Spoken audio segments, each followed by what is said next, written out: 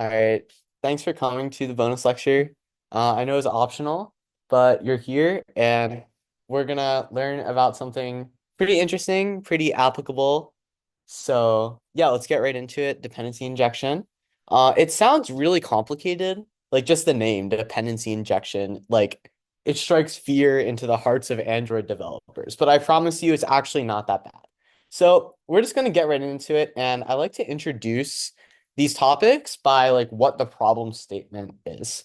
So basically each implementation of like a model view model component depends on some services, right? And these services, we just refer to them as dependencies.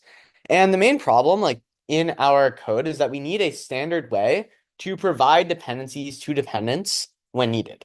So let's just like an example of this problem. Here's like the eatery code base, right? And we have our eatery repository. So this is our model for the eatery data. And this, we pass in the network API to this because we need to make calls to our backend. And this user repository, we also pass in the network API. But the thing is, we don't want to pass in like two different instances of the network API, right? We want to have like one configuration, one instance of the network API, this like dependency here that is shared across these two dependents. So let's talk about like how we can implement this, right? Like this example, it's already implemented with Dagger Hill. We're just going to pretend like we don't really know what this is, and we want to like build a solution from the ground up. So one idea that you might have is to use objects. And object, this keyword, I'm sure you've seen it before in Android development, but they are basically these like anonymous classes, and they are initialized as they are constructed. So if I wrote like object dog, I'm creating a dog class and also creating a single instance of this class, so like both at the same time. And we can use this to create singletons to provide our dependencies. So let's take a look at this network provider. So I believe like in the previous assignments, this is referred to as like retrofit helper, right? And they're basically the same thing. So we have this network provider and this object, right? We're defining a class that has a property called HTTP client that we can access. And we're also saying, okay, this class, there's going to be one instance of this class throughout the whole app, and that's just called network provider. So, yeah, and then if we want to like access our network provider, we would just access the property of this class that's just been initialized once and shared throughout the entire app, and then we can like do something with this API, right? So, um, do we skip a slide? Okay. Yeah, okay, no. So yeah, this still like isn't the best solution though. The reason is that let's say down the line we want to create automated tests for our repository. And like this might be something that kind of seems like far in the future, like why would you need to do this? But in the industry they do actually have like automated tests for repositories and for view models as like standalone modules in your code, right? So if we wanted to create automated tests, but we don't want the tests to actually make network requests to our production backend, right? We don't want to have to like overload our backend like every time we run a test. So in a way, we'd want to like somehow be able to pass in a like mock networking API to our repository because we don't want to use the actual networking API. We want to use just like a fake version. So here it is, right? This could potentially solve our problem. So in our thing repository, we say, okay, whenever we create a thing repository, we're forced to pass in a thing API. And this thing API is going to defaultly initialize to the to the HTTP client provided by the network provider. But right, because this is in a constructor, we can actually override this and put like anything that we want here. And this slide is really key because this is literally all dependency injection is, right? Like these two, dependency injection, it sounds very complicated, but this is really all it is that we have a dependency. So our thing repository, it needs a thing API to operate. And it has a dependency, right? But instead of like creating an instance of this dependency manually, we are injecting it. And all that means is like we're passing it in. So whenever we create a thing repository, we pass in the dependencies that it needs, and that's all dependency injection is. Um, so yeah, this is a completely valid way of doing dependency injection. That's all there is to it. But the thing is that whenever we have a singleton, we'd have to write out this like object service provider class for every single singleton service that we create, and it would create a lot of boilerplate. And there's also like other situations that we might want to use dependencies. Like for example, what if we want to have a dependency that is not just like this one global variable, you know? We would have to like try to figure out a new approach for that. But luckily we have Dagger and Hilt to like somewhat automate this process and help us out here. So before we move on to that, does anyone have a question about like why this is a problem that we're trying to solve or like what dependency injection is? Anything at all?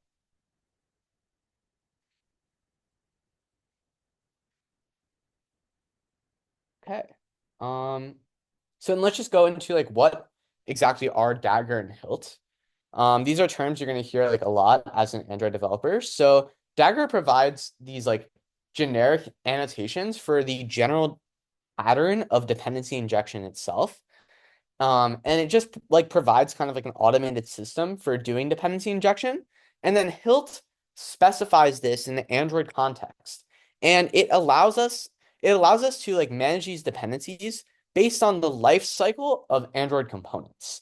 And don't worry about like remembering the difference between Dagger and Hilt. Like I had to Google it to make this slide, I'm not gonna lie. But the main takeaway here is that Dagger and Hilt, those are just the names of the libraries that are responsible for, allowing us to like use dependency injection in our app. So let's talk about these annotations. We can use at singleton and at inject constructor on a class, and that basically will like tell Hilt that there's going to be one instance of this class that we're going to share across the app, right? So at singleton just says, okay, we want a single instance, right? We want this class to be a singleton. And at inject says that whenever we like instantiate this class, we're not going to manually call the constructor. Instead, we're going to inject the dependencies into the constructor, and that injection is going to be managed behind the scenes by Hilt. So now, let's say we want to make this like article repository a singleton, and now Hilt will like handle all of this for us. So all we have to do is type at singleton here, and then we say at inject constructor. And the interesting thing to note here is that even if you're not injecting any dependencies, for Hilt to recognize this is a singleton, you still need at inject constructor. It's just that this would be empty. But yeah, that's kind of an edge case. The important thing is that like you're marking this class as a singleton, and you're saying that it gets its dependencies from Hilt. And that's basically all you need. And yeah, so with these two annotations, we have created a singleton in our app. Now let's talk about like how do we inject these singletons into our view models. And one way to do that is with the at Hilt view model annotation. So that is used to tell Hilt that we're basically creating a view model and we want its dependencies to be managed by Hilt, right? So it's going to register this view model and its dependencies in the component lifecycle. And sometimes we also want like non-singleton dependencies, right? So let's like give an example of that, which would be if multiple screens in our app support like login validation logic. So remember, like our view models contain the business logic for everything that goes on in our app. And we wouldn't want to have to rewrite this same like password strength validation logic in two different places. Ideally, we should be able to share this, and we want to like abstract it away into a single dependency. But maybe we don't want to use a singleton here because like let's say that we have two screens for the user to sign up, right? And if the user types like their username in one screen, they start typing their username and then they navigate to another screen, we might not necessarily want that other screen to show what they typed in on the other screen. If it was a singleton, there would only be like one instance of the sign-up manager that's shared across these two screens. So then whenever you type in one, it would basically go on the other, right? But we want the two screens to rely on the same code, but we don't want it to like actually be the same instance. And that is where at view model scoped comes in. So singleton is actually a scope, and so is view model scoped. And basically, like at singleton denoted that the dependency would live for the entire life cycle of the application. But at view model scoped means that the dependency will live and die with its view model. And each view model will get a new instance of a view model scope dependency. So it's actually like kind of uncommon that you need view model scoped when working with apps. Like you probably won't need this for your hack challenge, but I think it's very good to be aware of like the different scopes and the different things that Hilt allows you to do. So here's this like sign up manager that I referenced, and maybe it will have like some sort of state that contains like the username, password, email, and potentially like errors, right? And then we'd also maybe like need the API or something if we want to like send this sign up to a backend. And then it's like we want to reuse this across multiple screens, but we don't want the screens to have the exact same state. So what we can do is annotate it with at view model scoped.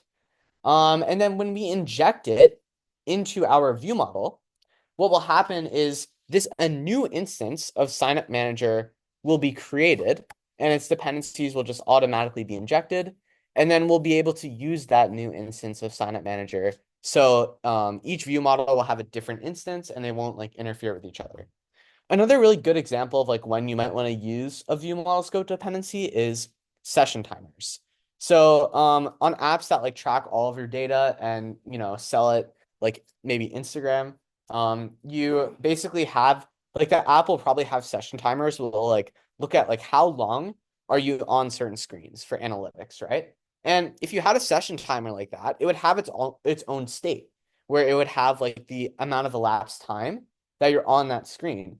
And if that was a singleton in your app, then that would be problematic because you'd have to worry about like resetting the state whenever you go to a new screen. But if you have it be like view model scoped, then a new instance will be created whenever you're in a new view model. And that way you wouldn't have to like worry about like resetting the state of that object, right? It's kind of like the same thing about signup manager. Like we don't want to have to worry about manually resetting the state of signup manager.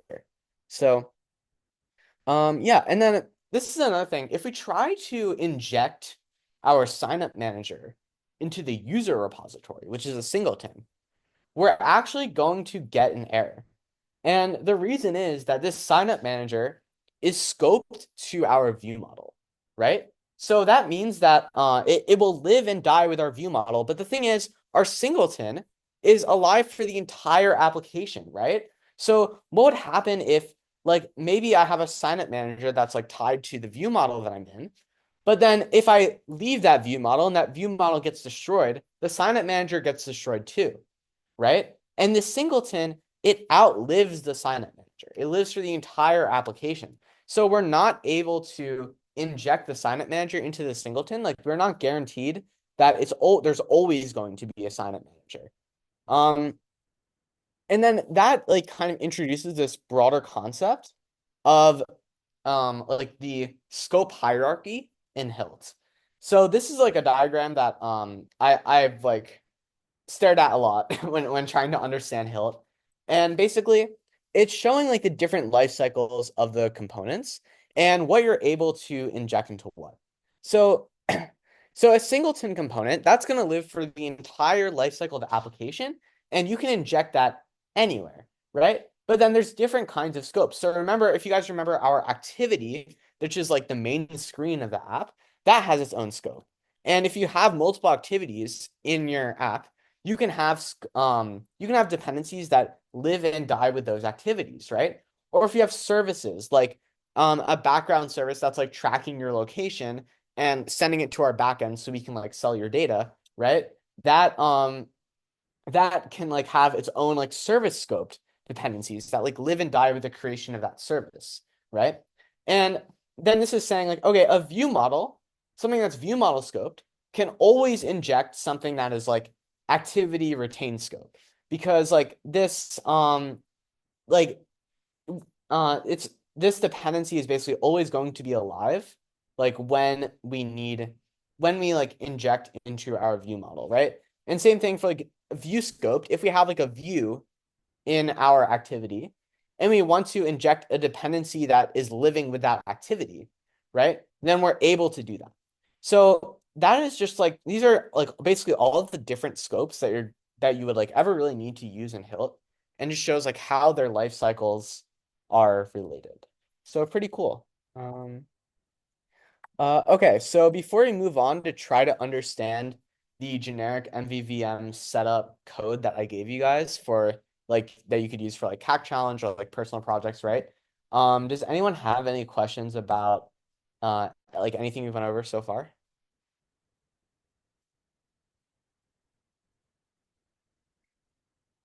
Okay. Yeah, I think like you kind of understand this more over time through practice. But yeah. Okay, so let's try and understand generic MVVM setup. We have all the tools necessary now to go back and try to just like get a better understanding of the P6 starter code. So first, our repository, right? Before this lecture, I feel like you know, this code might have kind of like looked like black magic. Like we're just somehow getting an instance of our API and then we can just like use it in our repository however we want to. But my hope is that you now understand like a bit more about where this is coming from, right? So at inject basically tells Hilt that whenever we need an instance of my repository, we're going to get dependencies that are like registered in Hilt, basically. And we can see we're getting this my API from something that's registered in Hilt. And then we're annotating this as a singleton to register that class in Hilt as well, right? So a question you might have is like, where is my API coming from? Um, and we can actually click right here to find out. This is a cool feature of Android Studio that like whenever you use Hilt, they give you these little icons. And this basically, if you want to see like where a dependency is being provided to, you can click on this icon and it will show you what is using that dependency. And if you want to see where a dependency is coming from, you can click on this icon.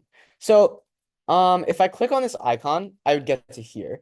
But I first want to highlight like it's not actually coming from this interface, even though we like specified our API, or like, yeah, maybe this interface would specify our API, but this interface is still just an interface, and our API is not actually being provided from this interface. So if you click on this button here, it would bring you to this snippet of code, which is like another really key point in Hilt, which is like these modules. So sometimes like you still need to actually write out some of that like boilerplate code to provide different things throughout your app, right? So here we're basically saying, okay, we want to create this module and we want to install it in the singleton component, which means whatever we provide in this module is going to be like it like live throughout the entire application's lifecycle, right? And then we have these two functions that are annotated with app provides and at singleton.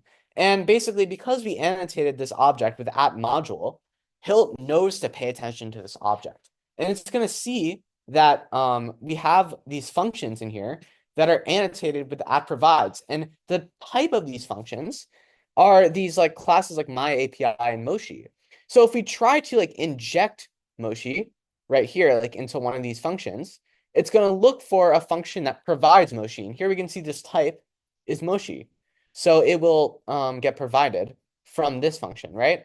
And then this function is what actually provides your API. So um, Hill is going to make sure that like one instance of this API with all of these configurations gets created and can be reused throughout your app.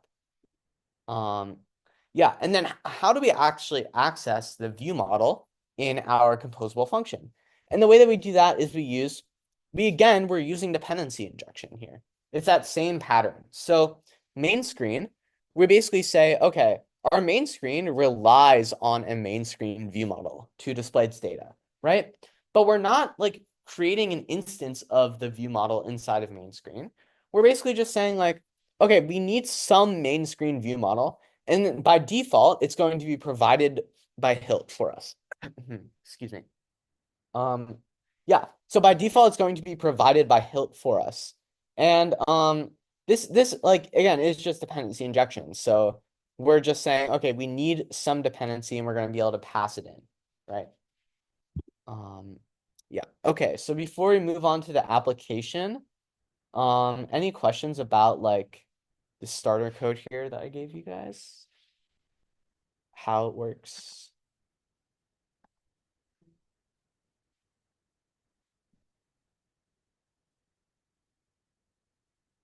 Okay. So I guess we'll just get into like an application of all this, which is rating pop-ups. So this is something I implemented this semester in Eatery. Basically, our Play Store rating is pretty bad, and we need a way to prompt the user to provide a review. And they should be able to do this anywhere in the app with one function call. Like that's the ideal. Imagine you're a developer on Eatery in the future, and you want like after the user completes an action, you want to be able to like display a rating prompt, right? You wouldn't want to have to remake the entire rating prompt or anything like that. So ideally, you should be able to do it with just one function call. And let's talk about like how we can implement this using Hilt actually. So we're going to use the singleton pattern, which is like the most useful pattern that I mean actually okay, maybe not the most useful pattern, but like out of the stuff that you learned today, it's the most useful. So we're going to use a singleton pattern, and we're going to use like sort of like model view view model. The thing is, we actually don't need a view model here at all because it would kind of just be like boilerplate in this case, and you'll probably see why when I actually go over the code. But at a high level, we're going to create this model that's a singleton, and this singleton can be injected and called anywhere in the code base, right? So that's going to give us that property where we can make just one function call and we're going to be able to show the rating pop-up anywhere, right? And then for our view, we're going to have this composable function that has the App Store rating pop-up. Um, and then we're even going to be able to like inject this repository into our view to see whether or not we should show this pop-up. Yeah, so let's do a code walkthrough. Let me mirror my display so I don't have to stare back at the board.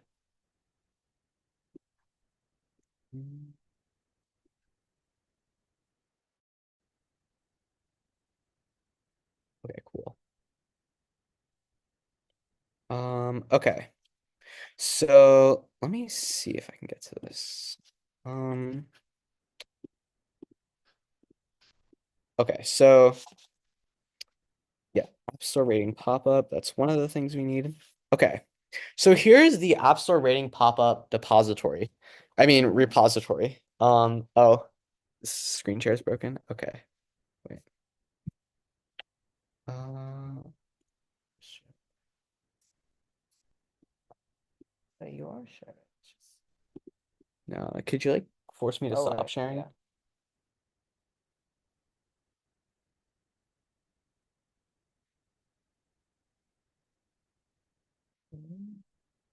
I guess I could leave and rejoin too. No, I stopped it. Oh, there we go. Okay, cool. Great. Okay, so actually let me go on Do Not Disturb. Okay. Um, cool. So this is our App Store pop-up repository, right? And basically, what it does is we have our user preferences where like we're injecting two dependencies into this pop-up repository. One of them is our user preferences repository. Just because we want to be able to like basically store user data with this pop-up. And then the other thing is this like app scope, which is basically like we're injecting a coroutine scope to use in this app store pop-up repository. Because ideally, like we don't want to just use like a coroutine scope that's gonna live forever, we want to do proper memory management. So don't worry too much about this, but basically, like we're just getting a coroutine scope that is like based on the application lifecycle, which is why it's called app scope. And we basically all that this does is like a very simple API. It exposes a pop-up showing below. And basically that just shows, whether or not we should show this pop-up. And then it exposes one function, request rating pop-up, right? A very simple or I mean, maybe the implementation isn't that simple, but um, like in terms of the outward facing API, actually, we also have a dismiss that we're exposing, right?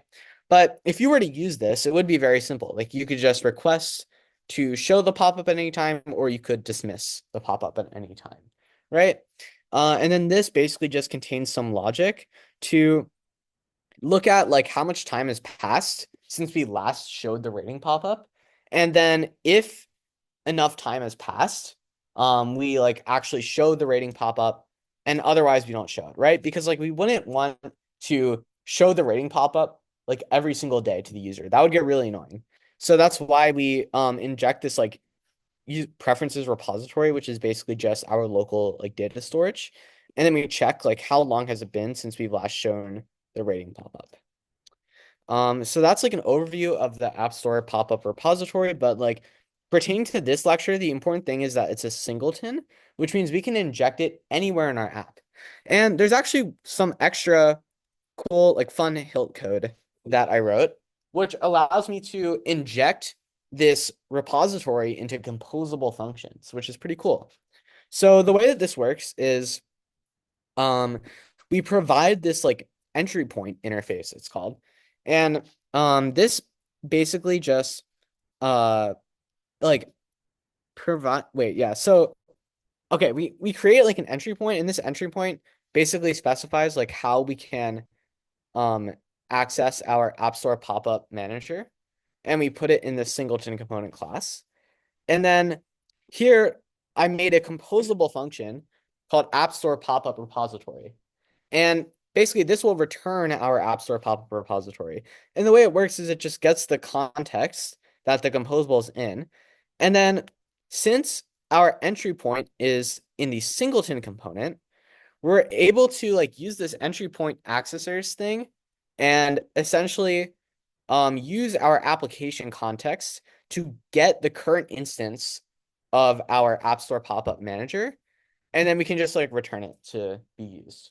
So yeah, to be absolutely honest with you, I don't like fully understand like all of this, like yeah, like what exactly the entry point accessor really is, but I mean basically like the point is that it allows you to access this repository, right? Which we typically access using @inject constructor, but we can create an entry point and then use that entry point to like and given like the context, right, to get an instance of this App Store pop-up manager. And now I'm gonna go over like what the practical application of this is. So let's find usages of this. And yeah, so here's our example. In the upcoming menu screen, you can see that I basically, sort of just like how you inject a view model into your code with Hilt view model, right? I use like my own custom function here to inject the App Store pop-up repository into the screen. And then the cool thing about this is that now I can call functions from this App Store pop-up repository. So when basically like typically you want to show a rating pop-up on certain user actions that like suggest that they're interacting positively with the app. So like one thing that I thought of is like, okay, when they collapse an eatery card and they're done viewing it, right? Then maybe we could request a review. And we're able to just pass down this single function really easily, right? So those are like the two places that I'm using it right now. And like again, like the important thing here is that this could really just be injected anywhere. That's like the power of Hilt essentially, and like this pattern of dependency injection.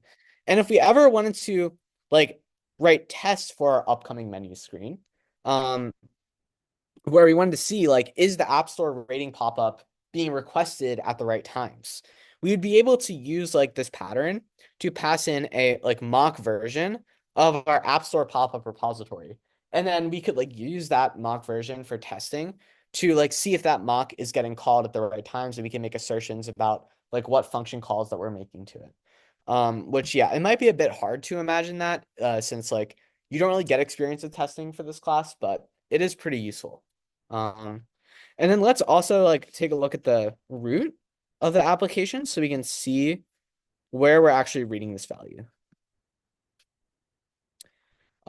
So I created this composable App Store rating pop-up. And basically, this also uses dependency injection here, right? So we're just reading the singleton that's alive throughout our entire application. And then all we have to do is just collect the pop-up showing value. And then if it's showing, we just like display this dialog composable that contains the App Store rating pop-up. Um, and in terms of like where this is actually being used is right here. So we basically just put this at the root of our application. So this is like right before we set up our nav host. We put in this App Store rating pop-up and we tell it like how do you navigate to the support screen, because like if they do put a bad review, we don't want to actually send them to the Play Store. So we just send them to like our get help page. But yeah. Oh, oops. And yeah, you can see like how powerful this pattern is, which is like we don't even have to actually pass like our repository into the App Store rating pop-up. We just call this composable and then it just gets injected for us by Hilt, and we're able to uh use this. So yeah, I recommend it. Like if you guys have like there's other applications to this too. So let's say that you have like this is like a pretty common pattern on websites where you have like a little notification that comes in at the top of your screen that's like error, cannot upload file or something like that. Or like you have like little like notification messages, right? And you want those to be displayed globally throughout your app, and you want to have an easy like one function call to display those messages, right? That is another like example of how you could use this pattern. So yeah, or if you have like pop-ups throughout your app, you have modals, right? Like instead of having to rewrite like modal state, or I don't know, like whatever, instead of having to rewrite dialogue every single time you want to display a dialogue, right? We could actually make this repository even like more robust and make it so we could one function call to this repository could show like any dialogue we would ever need to show in our app, and it would always come up at this like root, um like in the root of our app, which is over here. So yeah, that's the application and like demo, I guess, for today. Um, anyone have any questions on code that I showed?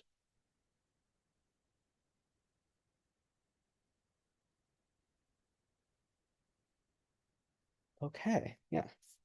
Yeah, and I would say like, oh, I'll post the code later. But the thing is like this is just the Eatery code base, and you can actually like all Cornell App Dev apps are open source, so feel free to take a look at the code. I want to give a shout out to Resell as well on App Dev. So Resell Android is like a very well done repository that you guys can take a look at.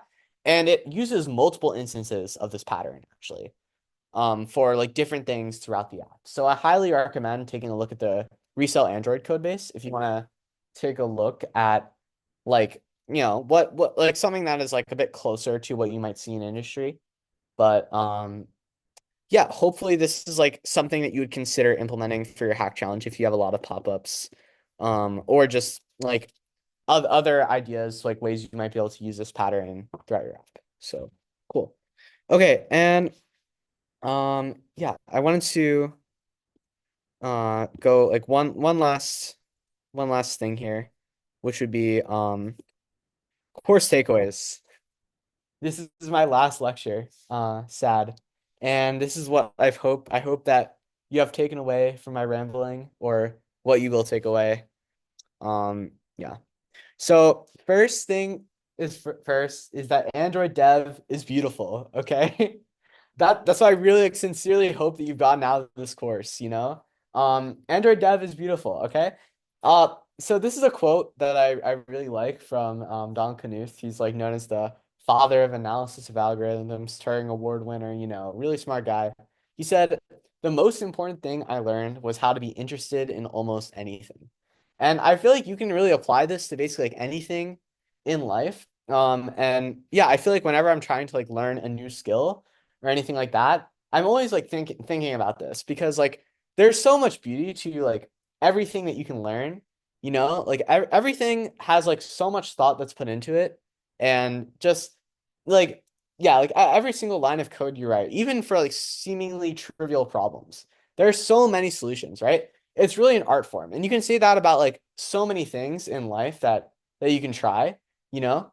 Um, and yeah, it's your like creative responsibility to solve it in the way that you think is best. So I'm like passing on the torch to you to, come up with creative solutions, write beautiful code, you know? And yeah, like and then like apply this to other hobbies in life too, because like I just remember like I used to like really really like dislike writing in elementary school, and then like one of my friends like showed me this thing he wrote and I thought it was like really good. And then I kind of like force myself to like find the beauty in it, like it be interested in almost anything. Very nice words. Yeah. Another thing, like more programming side, is premature optimization is the root of all evil. Another quote actually by Don Knuth, but it seriously is. This is like one of the things that I feel like I kind of like heard this quote like pretty early on as a developer, but like it didn't really set in until much later. Which is that like when you have a problem, just solve it in the simplest, most clear way that you can.